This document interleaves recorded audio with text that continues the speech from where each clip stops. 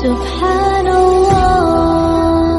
کہ میں نے عوف بن مالک رضی اللہ عنہ سے سنا، آپ نے بیان کیا کہ میں غزوہ تبوک کے موقع پر نبی کریم صلی اللہ علیہ وسلم کی خدمت میں حاضر ہوا۔ آپ اس وقت چمڑے کے ایک خیمے میں تشریف فرما تھے۔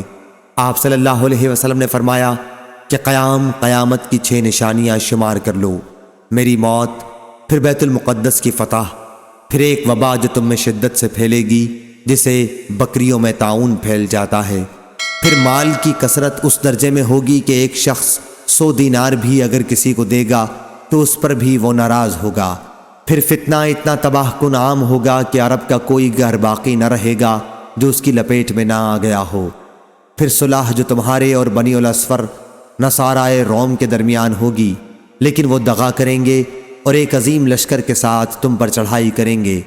اس میں 80 جھنڈے ہوں گے اور ہر جھنڈے کے ماتحت 12,000 فوج ہوگی، یعنی 9,60,000 فوج سے وہ تم پر حملہ آور ہوں گے۔